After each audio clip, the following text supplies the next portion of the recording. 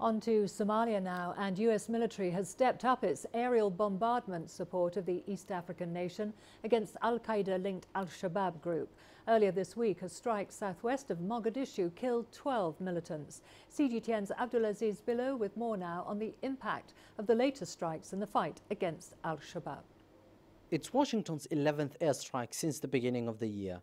According to AFRICOM, the US Africa Command, the strike on Tuesday killed 12 Al-Shabaab combatants in a rural area some 48 kilometers southwest of Mogadishu. There has been no response from the Somali government on the exact target, but in the past, the US military has targeted the group's senior leadership, dealing a major blow to the group's activities.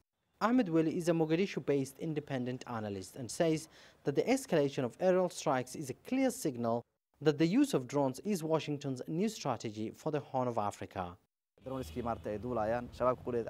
Drone strikes have helped weaken Al-Shabaab's capability.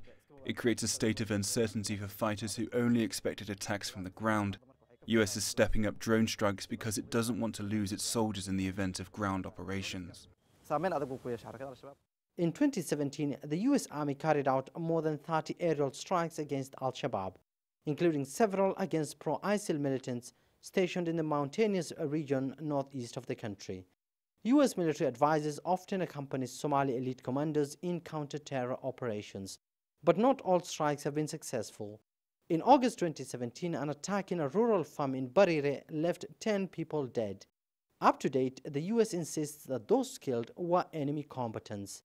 Analysts blame the increase in civilian deaths on US President Donald Trump's new policy for Somalia, that among other things grants his military broader authority to strike at will in areas it considers as potential threats to US interests. Trump's decision to relax rules of engagement has led to a massive loss of human life. If it continues like this, it will be hard for US drones to hit their target. Lack of accountability and intel verification can cause more harm than good. A US think tank recently ranked Al-Shabaab as the deadliest terrorist outfit in the African continent, with a high number of deaths attributed to deadly bombings and targeted killings. Under a new security transition plan, AMISOM is due to hand over security of the country to Somalia's armed forces, but many challenges still lie ahead. Al-Shabaab has been dislodged from the vast south and central regions of the country, including major towns, but it remains active in rural areas from which it launches deadly attacks against government forces. In the meantime, as Somalia struggles to strengthen its security sector, Mogadishu will continue to rely on the help of AMISOM and US aerial firepower so as to weaken Al-Shabaab's strength. Abdulaziz Billow, CGTN, Mogadishu, Somalia.